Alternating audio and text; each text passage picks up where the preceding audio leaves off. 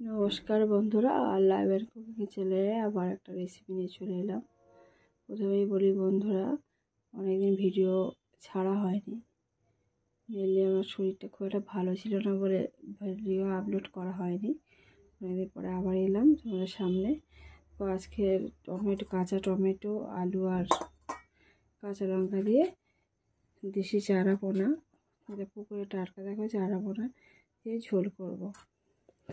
তোমরা সঙ্গে থাকো। এখানে বিশেষ কিছু মশলা ব্যবহার করব না, আদা, জিরে আর ধনে দিয়ে এই রান্নাটা করব। কিন্তু যেটা শরীরের পক্ষে খুবই ভালো। আর ওয়েদার এখন চেঞ্জ হচ্ছে, সিজনটা চেঞ্জ হচ্ছে, এই জন্য এখন শরীরকে ঠান্ডা রাখতে হবে, ভালো রাখতে হবে। সেই জন্য এই ধরনের হালকা খাবার শরীরের পক্ষে খুবই ভালো।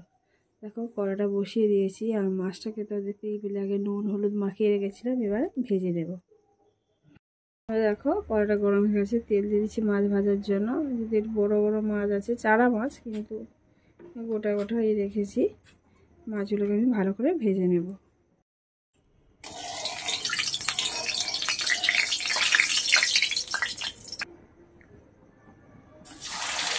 দেখো আমরা বড় বড় মাছ, চারা পোনা পুকুরে খেতে টাটকা একদম।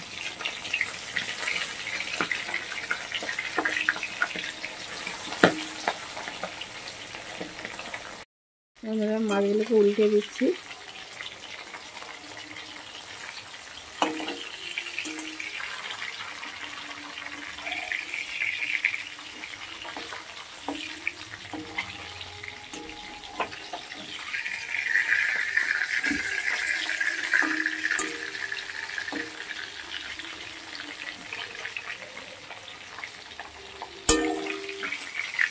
এইভাবে সব মাছগুলোকে আমি উল্টে পাল্টে ভালো করে ভেজে নেব। মাছগুলোকে তুলে নিচ্ছি।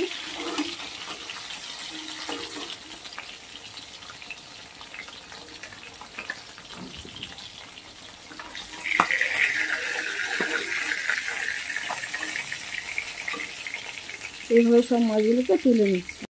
বন্ধুরা, বাকি মাছগুলোকে একইভাবে ভেজে নেব।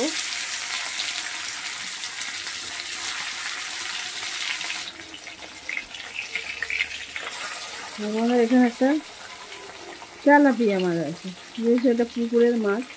এই মাছের সঙ্গে এই মাছটা ধরা হয়েছিল, এটাকেও ভেজে নেব।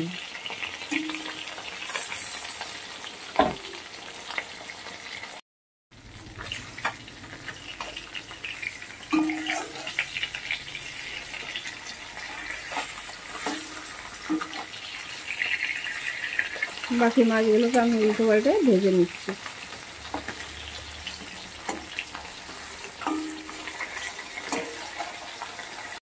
বন্ধুরা দেখো, সব মাছ ভাজা হয়ে গেছে, তুলে নিচ্ছি। মাছ ভাজার যে তেলটা ছিল, সেই তেলেই আমি রান্নাটা করব। প্রথমে দেখো একটা 5 ফোড়ন দিয়ে দিচ্ছি, হাফ চামচ। এবার আলু কেটে রেখেছিলাম, সেই আলুগুলোকে দেখো খুব বেশি মোটা না, মাছগুলোকে আলু কেটে রেখেছিলাম, সেই আলুগুলোকে ভেজে নেবো একটু ভালো করে, একটু লাল লাল করে ভেজে নেব।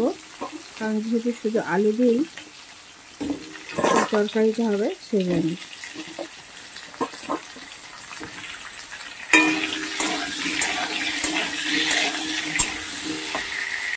দেখো বন্ধুরা, আঁকটা ভাজা হয়ে গেছে। এবারে 5টা কাঁচা লঙ্কা আমি ছিঁড়ে রেখেছিলাম, এই কাঁচা লঙ্কাগুলোকে আলুর সঙ্গে ভালো করে ভেজে নেব। এবার কিছুটা আদা আমি গ্রেট করে রেখেছিলাম, সেই আদাগুলোকে দিয়ে দিচ্ছি। তোমরা আদা বাটাও ব্যবহার করতে পারো, কিন্তু তোমরা জানো আমি বেশিরভাগ ক্ষেত্রে গ্রেট করা জিনিসই ব্যবহার করি। এটা আদাকে মিনিট খানে কষিয়ে নেব।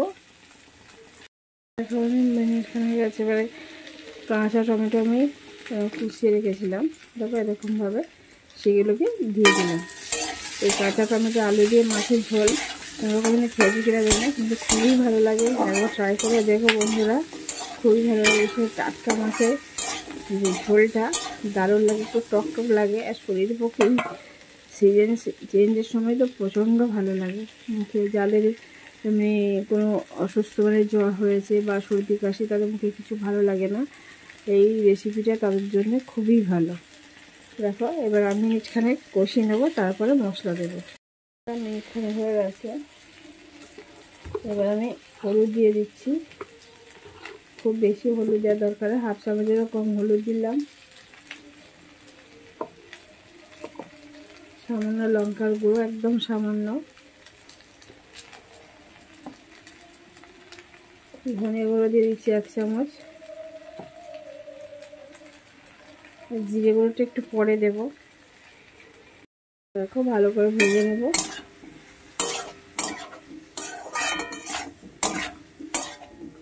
মিনিটখানেক ভালো করে কষিয়ে নেওয়ার পরে আমি জিরে আর লবণটা দেবো। দেখো লবণ দিয়ে দিলাম আর জিরে গুঁড়ো দিয়ে দিচ্ছি, আর সামান্য জল দিচ্ছি যাতে মশলাটা পুড়ে না যায়। এবার মিনিট দিয়ে ভালো করে কষিয়ে নেবো আলুর সঙ্গে আর কাঁচা টমেটোর সঙ্গে। কষানো হয়ে গেলে আমি জল দিয়ে দেবো। দেখো বন্ধুরা কষানো হয়ে গেছে, এবার আমি জল দিয়ে দেবো।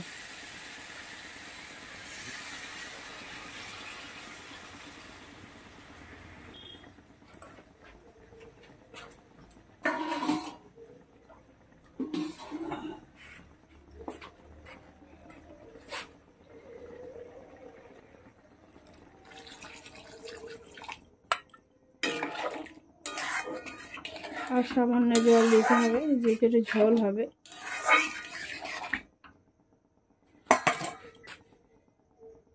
দেখো বন্ধুরা জল দিয়ে দিলাম, এবার ঢাকনা দিয়ে দেবো যতক্ষণ না আলুটা সিদ্ধ হচ্ছে। আলুটা সিদ্ধ হয়ে গেলে মাছগুলোকে দেবো, ততক্ষণ আমি ঢাকনা দিয়ে দিচ্ছি।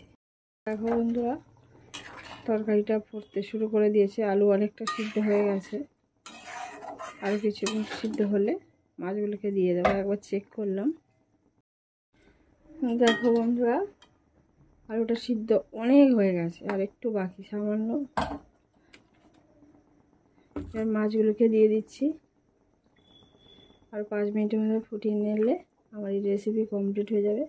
তা বন্ধুরা এই শীতের শেষে আর গরমের শুরুতে যদি তোমাদের এই রেসিপি ভালো লেগে থাকে তাহলে অবশ্যই একটা লাইক করে দিও, কমেন্ট করে জানিও কেমন লেগেছে। আর যারা নতুন বন্ধু আছো সাবস্ক্রাইব করে পাশে থেকো।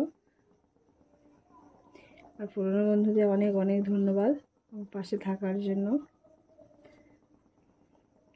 দেখো বন্ধুরা এবার আরও 5 মিনিট আমি ঢাকনা দিয়ে দিচ্ছি মাছগুলোর মধ্যে, এই মশলাটা যাতে ঠিকঠাক চলে যায়।